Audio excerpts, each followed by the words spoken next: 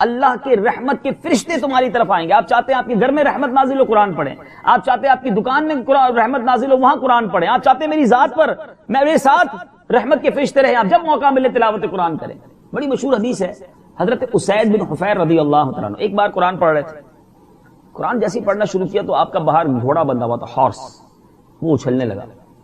آپ کا بیٹا ساتھ ہی بیٹھا تھا, آپ نے قرآن روک دیا تو وہ گھوڑا بھی ٹھیک ہو گیا, رک گیا. آپ نے پھر قرآن شروع کیا, پھر وہ اچھلنے لگا, آپ پھر رک گئے تلاوت سے, بریک, تو پھر وہ گھوڑا بھی بریک ہو گیا. تیسری بار آپ نے جب تلاوت کی پھر گھوڑا اچھلنے لگا. آپ نے کہا بچے کو ہی نہ کچل دے. آپ نے قرآن شریف کو رکھا اور جا کے اپنے بیٹے کو باہر صحن میں اٹھانے گئے. جب اپنے بیٹے کو پک کیا آپ نے تو آپ کی نظر آسمان پر گئی تو there is an amazing scene on the sky, کہ وہاں کینڈلز تھے, یعنی چراغ روشن تھے, عجیب سی قندیلیں تھیں. آپ دیکھتے رہ گئے یہ کیا منظر ہو گیا آسمان کا. صبح سرور کائنات صلی اللہ تعالی علیہ وسلم کی بارگاہ میں گئے اور عرض کی حضور رات عجیب معاملہ ہوا. پیارے آقا علیہ الصلوۃ والسلام فرمایا, اے اسید, یہ فرشتے تھے جو تمہاری تلاوت سن کر نیچے آ رہے تھے. اگر تم تلاوت جاری رکھتے تو جہاں یہ واقعہ ہوا یہ پورا شہر جو ہے ان فرشتوں کا دیدار کر لیتا. تو قرآن یہ رحمت الہی کے نزول کا وقت ہوتا ہے جب بندہ قرآن کی تلاوت کرتا. مگر آپ سوچیں, آج ناول پڑھنے کا ٹائم ہے, سوشل میڈیا کا ٹائم ہے, گھنٹوں اسپینڈ کر دیں گے ہم computer per, internet per, mobile phone per. But in all day how many time we recite قرآن مجید. کتنا قرآن پڑھتے ہیں. حدیث پاک کا مضمون ہے کہ اللہ زمین والوں پر عذاب کا ارادہ فرماتا ہے. اتنے گناہ بڑھتے جا رہے ہیں نا, اللہ عز و جل زمین والوں پر عذاب کا ارادہ فرماتا ہے, مگر جب بچوں کو قرآن پاک پڑھتے سنتا ہے تو عذاب کو روک لیتا ہے. یہ بچوں کے قرآن پڑھنے کا سبب ہے کہ زمین والوں پر پنشمنٹ نازل نہیں ہوتی. تو قرآن پڑھیے, اپنے بچوں کو پڑھائیے, خود تلاوت کیجیے. اللہ اللہ. ایک اور حدیث, آج لوگ کہتے ہیں جتنے پیسے زیادہ ہوں گے نا اتنی آسانی زیادہ ہوگی. تھوڑے پیسے ہوں گے تو 2 اسٹار ہوٹل میں رہیں گے, زیادہ پیسے ہوں گے تو 3 اسٹار میں رہ لیں گے, اور پیسے ہوں گے 4 اسٹار میں, بہت پیسے ہوں گے تو 5 اسٹار, اب تو سنا 7 اسٹار بھی بننے لگ گئی.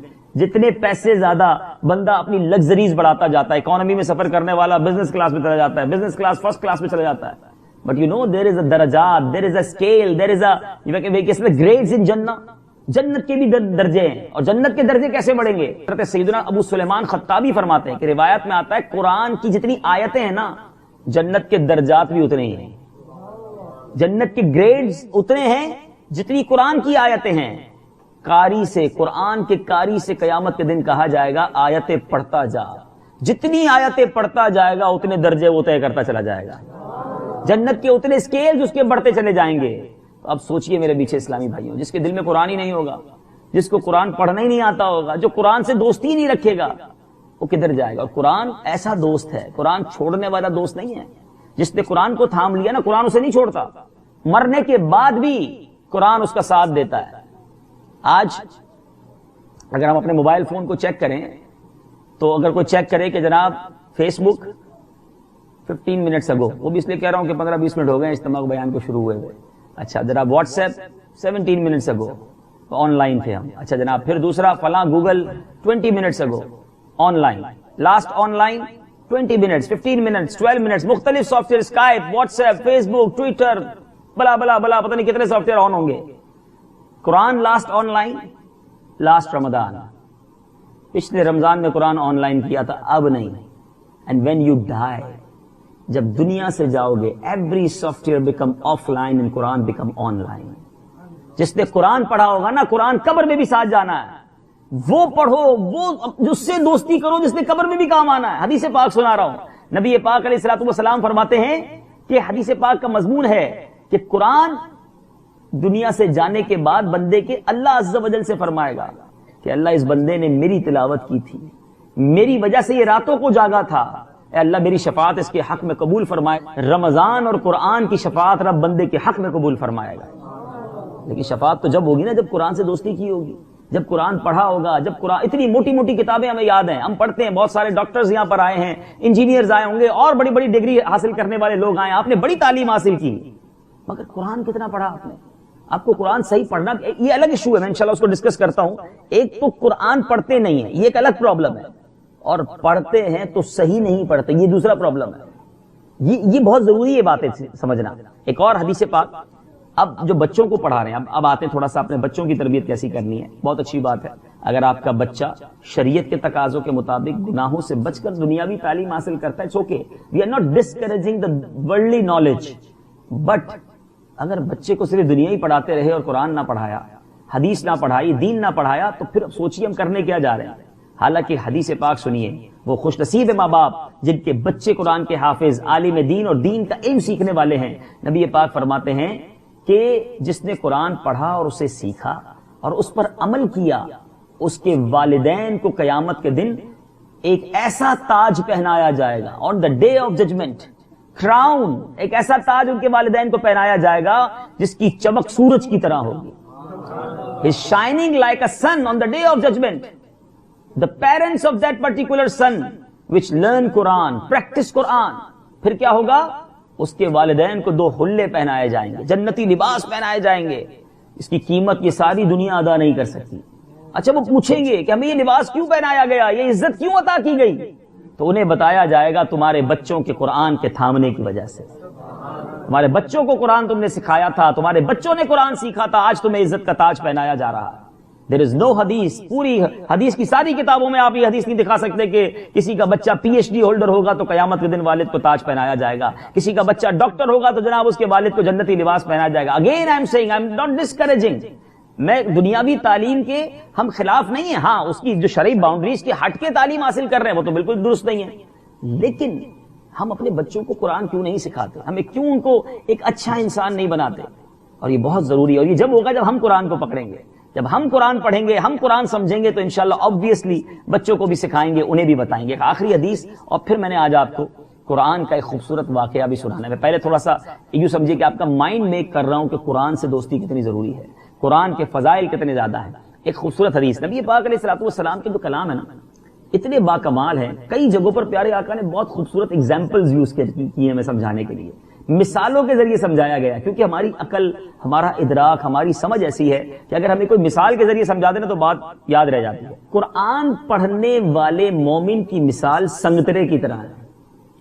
سنگترا دیکھا ہے، موسمی سے قریب ہوتا ہے، کیوں مثال دی؟ قرآن پڑھنے والا مومن، فرمایا اس کی خوشبو بھی اچھی ہے، ذائقہ بھی اچھا ہے، مثال دے کر سمجھایا۔ قرآن نہ پڑھنے والے مومن کی مثال اس کھجور کی طرح ہے، قرآن ایمان تو ہے اندر، قرآن نہیں ہے، تو اس کی مثال دی کھجور کی طرح کہ جس کا ذائقہ تو اچھا ہوتا ہے، خوشبو نہیں ہوتی۔ کھجور میں خوشبو نہیں ہوتی، ذائقہ اچھا ہوتا ہے، سنگترے میں خوشبو بھی ہوتی ہے، ذائقہ بھی ہوتا ہے، پلس ہو گیا نا ایمان پلس قرآن۔ نبی پاک علیہ الصلوۃ والسلام نے فرمایا قرآن پڑھنے والے منافق یا فاجر کی مثال اس پھول کی طرح ہے۔ قرآن پڑھنے والے ایسے بہت سارے آپ کو ملیں گے جو کمال کا قرآن پڑھتے ہیں مگر دل میں ایمان صحیح نہیں ہے، عمل بڑے غلط ہیں، باہر کچھ ہیں اندر کچھ ہے، باہر بڑے نیک اندر سارے برے کام، ایسے بھی لوگ ہوتے ہیں۔ اللہ مجھے اور آپ کو جیسا ظاہر اللہ اچھا بنا دے ویسا باطن بھی اچھا بنائے، ہمیں ظاہر و باطن کی منافقت سے محفوظ فرمایا۔ حدیث سننے والی ہے، آقا فرماتے ایسا منافق، ایسا فاجر جو قرآن بھی پڑھتا ہے، اس کی مثال کیسی ہے؟ فرمایا اس پھول کی طرح ہے کہ جس کی خوشبو تو ہے مگر ذائقہ بڑا کڑوا ہوتا ہے۔ آپ نے دیکھا ہوگا کئی پھول ہیں خوشبو میں بڑے اچھے ہوتے، کھاؤ تو بہت کڑوے ہوتے، اندر غلط ہے باہر اچھا ہے۔ اور فرمایا قرآن نہ پڑھنے والے منافق کی مثال ایسی ہے، نہ قرآن ہے نہ اعمال ہیں۔ نبی پاک علیہ الصلوۃ والسلام نے فرمایا اس کی مثال ایک ایسی بوٹی کی طرح ہوتی ہے جس کی خوشبو بھی نہیں ہوتی، اس کا ذائقہ بھی کڑوا ہوتا ہے۔ اب آپ نے اپنے بارے میں فیصلہ کرنا ہے، میں نے قرآن پڑھنے والا مومن بننا ہے یا قرآن سے دور رہنے والا بننا ہے۔ زندگی بھی خوشبودار ہو جائے گی، اللہ نے کہا قبر اور آخرت بھی خوشبودار ہو جائے گی۔ اچھا اب آتے انڈرسٹینڈنگ آف قرآن پر۔ ایک تو قرآن ریڈ کرنا ہے، دیٹس بریلینٹ، جتنا پڑھو گے اتنا دل بھی کھلے گا، برکتیں بھی ملیں گی، رحمتیں بھی نازل ہوں گی۔ بٹ قرآن is not only for the reading, قرآن صرف ریڈنگ کے لیے نہیں ہے، ریڈنگ کا الگ فضائل ہے، بغیر سمجھے کوئی پڑھتا رہے ثواب ملتا رہے گا۔ اور بات چلی تھی معجزے کی، اگر قرآن کے میریکل کو آج سمجھنا ہے نا، if you want to understand that how is Quran is the biggest miracle, there is no book in all around the world that from last 1400 years, more than 1400 years، دنیا میں اور کوئی کتاب نہیں ہے جس کو 1400 سال سے زیادہ وقت ہو گیا ہو اور اس کے زبر زیر پیش میں بھی فرق نہ آیا ہو۔ کیوں؟ اس کی حفاظت کا، اس کی سیکیورٹی کا جو ذمہ ہے وہ اللہ تبارک و تعالیٰ نے اپنے ذمے لیا ہے، اللہ نے ذمہ لیا ہے، کوئی بدل نہیں سکتا اس کو۔ کئی چیلنج پہلے بھی کیے قرآن نے اور یہ چیلنج آج بھی موجود ہے، کوئی قرآن میں کوئی رتی برابر بھی رد و بدل نہیں کر سکتا۔ ایک تو یہ معجزہ ہمارے سامنے ہے۔ دوسرا آپ کو کوئی بک بہت پسند ہو, یور فیوریٹ بک, کتنی بار پڑھو گے؟ 2 times, 3 times, maybe the 5 times. Sometimes students are here, اس کو امتحان دینا ہو تو 5-10 بار بندہ سبق پڑھ لیتا ہے. آفٹر دیٹ بور ہو جاتے ہیں, کہہ رہے ہیں 5 times پڑھ لی, اب اچھی بک ہے, بہت اچھی ہے, but I love it, but I read it 5 times. Then you put that particular book in your library. آپ اپنے کبڈ میں رکھ دیں گے کہ بس پڑھ لی میں نے. مگر قرآن وہ ہے 1000 بار پڑھے نیا لطف دیتا ہے. قرآن پرانا نہیں ہوتا, قرآن پڑھتے جائیں نیا سرور ملتا ہے, نیا لطف ملتا ہے. یہ اعجاز ہے قرآن کا جو آپ روز دیکھتے ہیں. تیسری بات ہے, دنیا میں جس کتاب کی سمجھنا ہے اس کو کون پڑھتا ہے؟ آپ کو میں چائنیز کتاب دے دوں, ذرا 2 بار پڑھ کے بتائیں, آپ 4 صفحے کے بعد ہی رکھ دیں گے, یار مجھے سمجھ ہی نہیں آ رہی کیا لکھا ہے, تو میں کیا پڑھوں. لاکھوں کروڑوں مسلمان ایسے ہیں جنہیں قرآن سمجھ نہیں آتا, عربی ان کی زبان نہیں ہے, مگر وہ پڑھی جاتے ہیں, لطف اٹھاتے جاتے ہیں. بلکہ اچھا قرآن پڑھنے والا مل جائے, قاری صاحب اچھی تلاوت کریں تو جس کو سمجھ نہیں آتا اس کی آنکھوں سے آنسو نکلنا شروع ہو جاتے ہیں. یہ روحانیت ہے قرآن کی, یہ اعجاز ہے قرآن کا. دنیا کی اور کوئی کتاب نہیں جو 5-6 سال کا بچہ زبانی یاد کر لیتا ہو. قرآن 5-6 سال کے بچے کو, جس کی زبان کچھ اور ہے اپنی, قرآن پورا اس کے سینے میں محفوظ ہو جاتا ہے. یہ وہ سمپٹمز ہیں, یہ وہ نشانیاں ہیں کہ قرآن ایک کیسی عظیم کتاب ہے اور یہ اللہ کا کلام ہے. That's why. اب آتے ہیں, ایک تو ریڈنگ کی بات ہو گئی, اب انڈرسٹینڈنگ کی بات کرتے ہیں. قرآن ہم سمجھتے نہیں ہیں. اگر قرآن سمجھنے لگ جائے نا, قرآن میں کیا کیا میسجز ہیں, there are so many messages. اتنے سارے واقعات ہیں قرآن میں, اتنی ساری سٹوریز ہیں, اگر پڑھیں تو ایمان تازہ بھی ہوتا ہے اور سبق بھی ملتا ہے. قرآن نے پچھلی قوموں کی باتیں بیان کی ہیں تاکہ ہم ان کے حالات جان کر اپنے حالات درست کریں. لیکن آج ہم سے جناب دنیا کی قوموں کی بات کروا لیں, گھنٹوں بحث کر لیں گے سیاست پر, میچز پر, کھیل پر, لیکن جناب قرآن کے واقعات ہمیں نہیں پتا ہے. قرآن کے اندر اللہ تبارک و تعالیٰ نے کیا کیا ہمیں بتایا وہ نہیں پتا ہے. آپ کو پتا ہے, ویسے تو سارے ہی قرآن ہمیں پڑھنا چاہیے, لیکن قرآن میں اپروکسیمیٹلی 80 times اللہ تبارک و تعالیٰ نے فرمایا یا ایھا الذین آمنو, اے ایمان والوں, او بلیورز, about 80 times. ہم میں سے کس نے کوشش کی کہ یار وہ 80 مقامات پڑھ لوں میں کہ اللہ نے مجھ سے کیا بات فرمائی.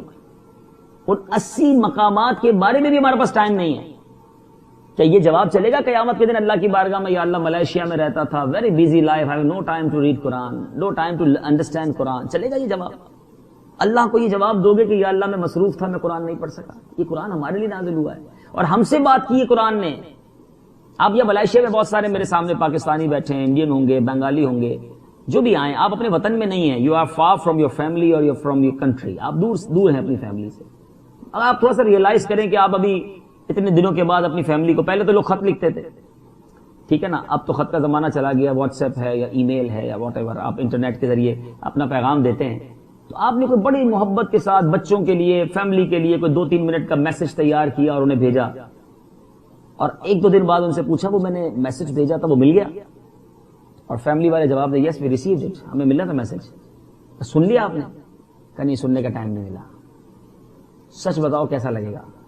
یار کمال ہے, میں وطن سے دور بھی ہوں, اتنی محبت سے ان کے لیے پیغام بنایا اور انہوں نے میسج ریسیو بھی ہو گیا, سنا بھی نہیں. فیل ہوگا نا, اچھا نہیں لگے گا نا. اللہ کو کیا جواب دو گے؟ قرآن مل گیا تھا, پڑھنے کا ٹائم نہیں ملا. Being a Muslim, it's compulsory for all of us. We must read Quran, understand Quran and practice on Quran. مگر نہیں, ہم نہیں پڑھتے قرآن, نہیں سمجھتے قرآن. کیا جواب دو گے اللہ کی بارگاہ میں؟ حدیث پاک کا مضمون ہے وہ دل ویران ہے جس میں کچھ قرآن نہیں. اچھا یہ تو ابھی تک تو میں ریڈنگ کی بات کر رہا ہوں, انڈرسٹینڈنگ کی طرف آئے تو اس کے پاس وقت ترجمہ پڑھے, اس کی تفسیر پڑھے, اس کو انڈرسٹینڈ کرے. ارے اللہ کی مہربانی دیکھو, ہمارے علماء نے ہمارے لیے اردو زبان میں ترجمے کر دیے, کتنی زبانوں میں ترجمے کر دیے, پھر اس کو آسان الفاظ میں تشریح بھی کر دی, اس کے قرآن کے واقعات کو الگ بکس میں کمپائل کر دیا. مگر ٹائم نہیں, ایسا نہ کرو. آج کے اس اجتماع میں بہت اچھی نیتیں کر کے جانا ہے کہ انشاءاللہ قرآن سے پکی دوستی کریں گے. میرا کوئی دن ایسا نہیں گزرے گا جس دن میں قرآن کی تلاوت نہ کروں.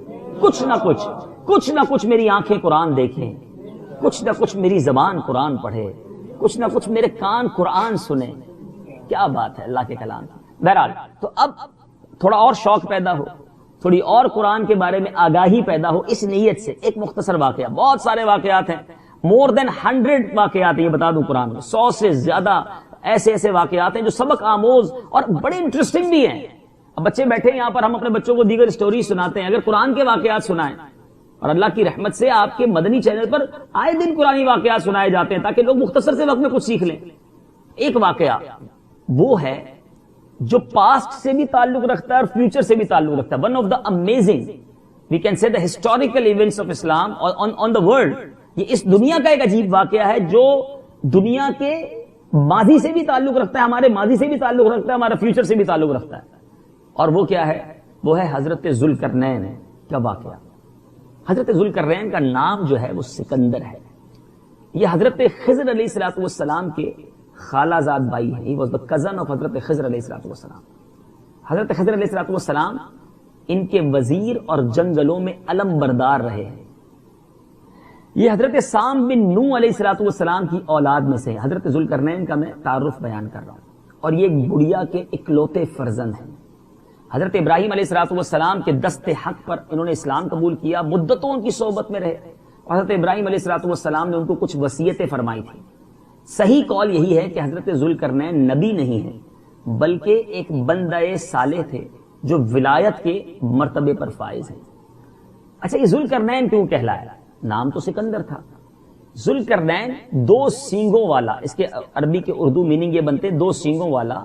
اچھا، ان کا ذکر قرآن میں بھی اور نبی پاک علیہ الصلوۃ والسلام نے اپنے صحابہ کے سامنے بھی ذکر کیا کہ ان کا نام ذوالقرنین کیوں تھا، کہ انہوں نے دنیا کے دو سینگوں یعنی دو کناروں کا چکر لگایا، from the first and of the world towards the second and of the world. پوری دنیا کا انہوں نے دونوں کناروں کا چکر لگایا، اس لیے ان کو مشہور، ان کے بارے میں مشہور ہو گیا کہ یہ ذوالقرنین ہے۔ اور ایک اور بعض کا قول یہ ہے کہ ان کے دور میں دو قرن ختم ہوئے، ایک قرن ایک دور 100 برس کا ہوتا ہے، تو 200 برس ان کا دور رہا، اس لیے انہیں ذوالقرنین کہا جاتا ہے۔ بہرحال اور بھی وجوہات مورخین نے ان کے بارے میں فرمائی۔ اچھا، یہ یاد رہے، یہ بھی ایک کوشچن بنتا ہے کہ پوری دنیا کی بادشاہت، آل اوور دا ورلڈ، اگر کسی کو اللہ تبارک و تعالیٰ نے بادشاہت عطا فرمائی تو وہ 4 لوگ گزرے ہیں دنیا میں، 2 ایمان والے اور 2 غیر مسلم بے ایمان۔ اچھا، جو ایمان والے ہیں وہ کون ہیں؟ حضرت سلیمان علیہ الصلوۃ والسلام اور حضرت ذوالقرنین، ان کو پوری دنیا کی بادشاہت ملی تھی۔ اور 2 جو غیر مسلم تھے، بے ایمان تھے، وہ کون تھے؟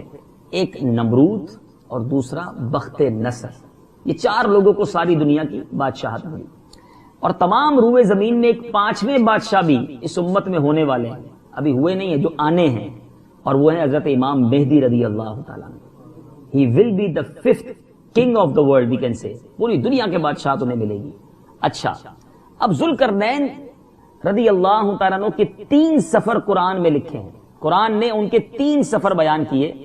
اچھا، اب مختصر ان سفر کی میں ہائی لائٹس آپ کو بتاتا ہوں کہ حضرت ذوالقرنین نے پرانی کتابوں میں پڑھا تھا کہ سام بن نوح علیہ الصلوۃ والسلام کی اولاد میں سے ایک شخص آب حیات کے چشمے سے پانی پی لے گا، اس لیے حضرت ذوالقرنین نے مغرب تک کا سفر کیا، end of the world west میں گیا، اور آپ کے ساتھ حضرت خضر علیہ الصلوۃ والسلام بھی تھے۔ مورخین نے لکھا کہ حضرت خضر نے آب حیات کے چشمے سے پانی پی لیا، حضرت ذوالقرنین کے مقدر میں نہیں تھا، وہ محروم رہ گیا۔ حضرت خضر آج بھی حیات ہے، وہ ایک الگ تفسیر ہے، اور حضرت ذوالقرنین دنیا سے تشریف لے گئے۔ بہرحال اب اس سفر میں آپ جانے میں مغرب روانہ ہوئے تو وہاں تک پہنچ گئے کہ جہاں آبادی کا نام و نشان نہیں تھا، ایسے مقام پر پہنچ گئے جب سورج انہیں اپنے سامنے غروب ہوتے ہوئے نظر آیا، end of the world west میں پہنچ گئے۔ اچھا، وہاں ان کو ایک ایسی قوم ملی جو جانوروں کی کھال پہنے ہوئے تھی، کوئی دوسرا لباس نہیں تھا، یہ قوم ناسک کہلاتی تھی۔ حضرت ذوالقرنین نے دیکھا کہ ان کے لشکر بے شمار ہیں، یہ بڑے طاقتور ہیں، یہ جنگجو ہیں، تو حضرت ذوالقرنین نے ان لوگوں کے گرد اپنی فوجوں کا گھیرا ڈالا، تو چنانچہ کچھ تو اس میں اسلام لے آئے اور کچھ آپ کی فوجوں کے ہاتھوں ہلاک ہو گئے۔ یہ ایک ٹریول آپ کا کمپلیٹ ہوا جو آپ نے ویسٹ تک کیا، پھر آپ نے مشرق کا سفر کیا، اب آپ نے ایسٹ کا سفر شروع کیا، اور جہاں سورج نکلتا ہے طلوع ہونے کی جگہ ایک وہاں تک پہنچ گئے، اتنا ٹریول کیا، آپ کے سامنے آپ کو ایسا فیل ہوتا تھا کہ سورج طلوع ہو رہا ہے۔ وہاں ایک ایسی قوم تھی جن کے پاس مکانات بھی نہیں تھے، there was no houses، اور ان لوگوں کا حال یہ تھا کہ جب سورج طلوع ہوتا تو وہ غاروں میں چھپ جایا کرتے تھے۔ یہ قوم منسک کہلاتی تھی۔ حضرت ذوالقرنین نے ان کے مقابلے میں بھی لشکر آرائی کی، اور جو لوگ ایمان لائے ان کے ساتھ بہترین سلوک کیا۔ اب پھر آپ نے تیسرا سفر اختیار کیا، پھر آپ نے شمال کی طرف سفر فرمایا، تو یہاں سدین، یہ 2 پہاڑ تھے جن کے درمیان آپ پہنچے۔ وہاں کی آبادی عجیب و غریب زبان تھی، ان کی بولی بڑی عجیب تھی، تو ان لوگوں کے ساتھ اشاروں میں بات چیت کی جا سکتی تھی۔ اب ان لوگوں نے حضرت ذوالقرنین سے یاجوج ماجوج کے مظالم کی شکایت کی۔ اچھا، یہ یاجوج ماجوج کا واقعہ تو قرآن میں موجود ہے۔ میں جب کچھ سالوں پہلے یو کے گیا تو وہاں میں نے دیکھا اور پھر ان کی کتابوں کو بھی دیکھا کہ گوگ مگوگ یہ تھیوری صرف قرآن میں مسلمان ہی نہیں مانتے بلکہ اور جو مذاہب ہیں ان کے یہاں، ہم یاجوج ماجوج کہتے ہیں، وہ گوگ مگوگ کہتے ہیں، اور ان کے یہاں بھی یہ لکھا ہے ان کی کتابوں میں کہ گوگ مگوگ نے آنا ہے۔ یہ وہ قوم ہے جو ایگزسٹ کرتی ہے اس دنیا میں، یہ اس دنیا میں کہیں موجود ہے، اور قرآن بھی یہی کہتا ہے کہ یاجوج ماجوج کی اب وہاں کی جو قوم تھی انہوں نے شکایت کی کہ حضور یہ بڑے ظالم ہیں اور ہمیں بہت تنگ کرتے ہیں، ہمارے جناب غاروں سے نکلتے ہیں، ہماری ساری فصلیں کھا جاتے ہیں، ہمارے سارے جانور کھا جاتے ہیں، اب ہمیں بچائیے ان سے۔ تو حضرت ذوالقرنین نے انہیں کہا کہ ٹھیک ہے پھر تم میری مدد کرو۔ اپنے آپ کے ساتھ بھی فوج تھی، آپ نے اس قوم کو بھی اپنے ساتھ ملایا اور سد سکندری، یہ حضرت سکندر چونکہ ان کا نام ہے نا، تو سد کہتے ہیں عربی میں دیوار کو، ٹھیک ہے، آپ نے ایک دیوار بنانا شروع کی، and it was the most amazing and powerful wall on that time۔ آپ نے ایک ایسی دیوار بنائی، اب اس کا انداز کیا تھا کہ آپ نے دونوں پہاڑوں کے درمیان بنیاد کھدوائی، بڑی گہری بنیاد کھدوائی، جب پانی نکل آیا، اتنا اس میں کھدائی کی کہ پانی نکل آیا، اس کے بعد آپ نے پگھلائے ہوئے تانبے کو پگھلایا گیا گرم کر کے، اس کا گارا بنا کر پتھر جمائے اور لوہے کے تختے نیچے اور اوپر تک چن کر ان کے درمیان لکڑی اور کوئلہ بھروایا، ایک بہت اسٹرانگ دیوار بنائی گئی، اس میں آگ لگوا دی۔ اس طرح یہ دیوار پہاڑ کی بلندی تک اونچی کی گئی اور دونوں پہاڑوں کے درمیان کوئی جگہ نہیں چھوڑی گئی، بیچ میں بائفرکیٹ کر دیا گیا، الگ الگ کر دیا گیا، قوم اس طرف، یاجوج ماجوج اس طرف، اور پھر پگھلایا ہوا تانبا دیوار میں پلا دیا گیا، تو یہ سب مل کر ایک کانکریٹ کی مضبوط دیوار بن گئی۔ ٹھیک ہے جناب، اب قرآن مجید میں سورہ کہف میں یہ واقعہ موجود۔ اب آپ کہیں گے قرآن میں کہاں ہے؟ سورہ کہف کا اب کون سے پارے میں یہ بھی پتا ہونا چاہیے، 15 پارے کا اینڈ اور 16 پارے کا شروع، یہ سورہ کہف ہے، اور ویسے بھی جمعہ کے دن سورہ کہف پڑھنی چاہیے۔ اور مزے کی بات بتاؤں، سورہ کہف میں ایک واقعہ نہیں ہے، 3 عظیم واقعے ہیں۔ ایک تو جس نام سے یہ سورت کہف، کہف کہتے ہیں غار والے، غار والوں کا واقعہ الگ ہے۔ اچھا، پھر اسی میں حضرت خضر اور حضرت موسیٰ علیہ السلام کی ملاقات کا واقعہ، وہ بھی موسٹ امیزنگ، اب میں اس کو بیان کروں تو وہ ایک طویل واقعہ ہے، اور تیسرا واقعہ یاجوج ماجوج کا ہے۔ تو بہرحال اب یہ سورہ کہف میں ہے، اس میں لکھا ہے کہ پھر اس کے بعد حدیث شریف میں ہے کہ یاجوج ماجوج اب کرتے کیا، دیوار تو بیچ میں آ گئی، بڑی امیزنگ بات اب بتانے جا رہا ہوں۔ میرے آقا علیہ السلام نے فرمایا کہ یہ روزانہ دیوار توڑتے ہیں اور دیوار توڑنے کے قریب پہنچ جاتے ہیں ڈیلی، مگر توڑنے کے قریب جب ہوتے ہیں تو شام ہو جاتی ہے، تو کوئی کہتا ہے کہ چلو اب کل توڑ لیں گے، لیکن کل جب وہ آتے ہیں تو دیوار اللہ کی رحمت سے، اللہ کی عطا سے، اس کی قدرت سے وہ پوری ہو جاتی ہے، دوبارہ پوری ہو جاتی ہے، پھر پورا دن توڑتے ہیں، شام کو کوئی کہتا ہے چلو اب کل توڑیں گے، دوسرے دن آتے ہیں۔ یہ کب سے ہو رہا ہے؟ It's about more than thousands years ago، ہزاروں سال ہو گئے یہ چل رہا ہے معاملہ۔ پھر نبی پاک فرماتے ہیں کہ جب اس دیوار کے ٹوٹنے کا وقت آئے گا نا، جب یہ وقت آ جائے گا، اللہ کی یوں سمجھے کہ رضا ہوگی، قیامت قریب ہوگی، تو ان میں سے کوئی ایک کہے گا کہ کل انشاءاللہ توڑ لیں گے۔ جب انشاءاللہ وہ کہہ دے گا تو کل جب وہ آئیں گے تو دیوار اتنی ہی ہوگی جتنی چھوڑ کر گئے ہوں گے، اور پھر وہ اس دیوار کو بریک کریں گے، اور جب یہ قیامت کے قریب کا وقت ہوگا۔ اب ذرا غور کرنے والی باتیں جو احادیث میں پتہ چلی ہیں، جب یاجوج ماجوج اس دنیا میں نکلیں گے نا تو پھر کیا کریں گے کہ وہ زمین میں ہر طرف فتنہ و فساد اور قتل و غارت گری جو ہے وہ کریں گے، چشموں اور تالابوں کا پانی پی ڈالیں گے، جانوروں اور درختوں کو بھی کھا ڈالیں گے، زمین پر ہر جگہ پھیل جائیں گے، مگر مکہ مکرمہ، مدینہ طیبہ اور بیت المقدس، ان 3 شہروں میں یہ داخل نہیں ہو سکیں گے۔ پھر حضرت عیسیٰ علیہ السلام کی دعا سے، حضرت عیسیٰ علیہ السلام کا نزول ہوگا، ان کی دعا سے ان کی گردنوں میں کیڑے پیدا ہو جائیں گے اور یہ سب ہلاک ہو جائیں گے۔ اچھا، صدر الشریعہ بدر الطریقہ مفتی امجد علی اعظمی بھی فرماتے ہیں کہ بعد قتل دجال کے قتل کے بعد حضرت عیسیٰ علیہ السلام کو اب حکم ہوگا کہ مسلمانوں کو کوہ طور پر لے جاؤ، تو سارے مسلمان کوہ طور پر چلے جائیں گے۔ اب کچھ ایسے لوگ ظاہر کیے جائیں گے جن سے لڑنے کی کسی کو طاقت نہیں ہوگی۔ مسلمانوں کے کوہ طور پر جانے کے بعد یاجوج ماجوج آئیں گے، اس قدر کثیر ہوں گے کہ ان کی پہلی جماعت، ایک سمندر ہے بحر طبریہ جو 10 میل کا ہوگا، پہلی جماعت جب اس کے اوپر سے گزرے گی نا تو 10 میل بڑے سمندر کا پانی پی جائے گی اور ایسا خشک کر دے گی کہ بعد والی جماعت آئے گی تو کہے گی یہاں تو کوئی سمندر تھا ہی نہیں، اتنی تعداد میں یہ ہوں گے۔ اچھا، اب فساد کریں گے، لوگوں کو قتل کریں گے. جب فرصت پائیں گے نا تو کہیں گے چلو زمین والوں کو تو قتل کر دیا، اب آسمان والوں کو بھی قتل کریں. اور یہ آسمان کی طرف تیر پھینکیں گے، جب تیر پھینکیں گے تو اوپر سے جو تیر واپس آئیں گے وہ خون آلود آئیں گے. اب یہ حرکتوں پہ جب مشغول ہوں گے تو حضرت عیسیٰ علیہ السلام پہاڑ پر اپنے ساتھیوں کے ساتھ موجود ہوں گے. پھر وہ دعا کریں گے، ان کی گردنوں میں کیڑے پیدا ہوں گے، ایک دم وہ سب کے سب مر جائیں گے. اگر اتنی بڑی تعداد میں لاشیں کون اٹھائے گا؟ اب دیکھیے کہ اچھا میں اب دیکھ رہا ہوں، میں جب سے یہ واقعہ بیان کر رہا ہوں اب سارے بہت انٹرسٹنگ کے ساتھ بڑی توجہ کے ساتھ سن رہے ہیں. آنکھیں کھلی ہیں تو کھلی ہیں، چہرہ میری طرف ہی ہے. یہ کیوں؟ یہ ہے قرآن. اتنی دلچسپ باتیں اور اتنی یعنی معلومات ہے اس کے اندر، ہم پڑھتے ہی نہیں. یہ ہونا ہے قیامت سے پہلے. اور یہ قرآن میں تفسیر اس کی تفسیر میں ساری باتیں موجود ہیں. میں تفسیر قرآن ہی پڑھ رہا ہوں اس وقت، میرے سامنے تفسیر قرآن صراط الجنان ہے، اور الحمدللہ یہ مکتبۃ المدینہ نے جاری کی ہے. اتنی آسان اردو میں ہے، پڑھیں اور سمجھتے جائیں، جھومتے جائیں، دوسروں کو بتاتے جائیں. اب کیا ہوگا جب وہ سارے مر جائیں گے؟ اب لاشیں ہی لاشیں، پوری زمین پر ایک بالشت بھی جگہ نہیں ہوگی جہاں ان کی لاش نہ ہو. اب بدبو سے برا حال ہوگا. اس وقت حضرت عیسیٰ علیہ السلام پھر دعا کریں گے اپنے ساتھیوں کے ساتھ. تو اللہ تعالیٰ ایک قسم کے پرندے بھیجے گا جو ان کی لاشوں کو اٹھائیں گے، جہاں اللہ چاہے گا وہاں پھینک آئیں گے. ان کے تیر اور کمان کتنے ہوں گے پتہ ہے؟ جب یہ لاشیں ختم ہو جائیں گے تو مسلمان ان کے تیر اور کمان جلائیں گے جمع کر کے، تو 7 برس لگیں گے اس کو جلنے میں. اتنی بڑی تعداد میں وہ بندے ہوں گے، وہ لوگ ہوں گے اور ان کے تیر ہوں گے. اچھا اب میرے میٹھے اسلامی بھائیوں کیا ہوگا؟ پھر اس کے بعد زمین پر ایک بارش ہوگی، بارش کے بعد زمین کی سمجھے گویا صفائی ہوگی، صفائی کے بعد پھر گلشن بہیں گے، پھر جناب کھیت اگیں گے. تو یہ یاجوج ماجوج کا واقعہ بھی قرآن مجید میں موجود ہے. حضرت ذوالقرنین رضی اللہ تعالیٰ کا یہ واقعہ موجود ہے. اب صرف یہ واقعہ میں نے ہائی لائٹ کے لیے بیان کیا، اس کی تفصیل تو اور بہت ساری ہے. کہ یہ ہے قرآن. مگر ہم قرآن پڑھیں تو خود سیکھیں گے، اپنے بچوں کو سکھائیں گے. ہمیں بہت ساری باتیں پتہ ہی نہیں، انبیاء کی، صحابہ کی، نبی پاک علیہ السلام کی ذات کے واقعات. تو یہ انڈرسٹینڈنگ آف قرآن. اب آتے ہیں اینڈ آف دا بیان کی طرف کہ قرآن پڑھنے کے فضائل بھی سنے آپ نے، قرآن میں کیا کیا موجود ہے اس کی ایک جھلک بھی سنی آپ نے. اب قرآن صحیح پڑھنا یہ بہت ضروری ہے. قرآن پنجابی میں نہیں ہے، قرآن انگریزی میں نہیں ہے، قرآن اردو میں نہیں ہے کہ جیسی پڑھ لو چل جائے گی. نہیں، عربی میں ہے. And Arabic is the most sensitive language on earth. زمین پر سب سے زیادہ حساس سینسٹیو اگر کوئی زبان ہے نا تو وہ کیا ہے؟ عربی ہے. کیسے؟ عربی کا زبر زیر پیش اوپر نیچے کرو نا تو معنی کہیں کہ کہیں چلا جاتا ہے. عربی کا پروناؤنسیشن مخارج ٹھیک نہ ہو تو معنی بدل جاتا ہے. آسان سی مثال دیتا ہوں، سب کو ہی پتا ہے قلب کس کو کہتے ہیں؟ کس کو کہتے ہیں؟ امراض قلب کا وارڈ ہوتا ہے نا، یا ہو سکتا ہے کوئی ڈاکٹر صاحب بھی ہوں جو دل کا کام کرتے ہوں، دل کو ٹھیک کرتے ہوں.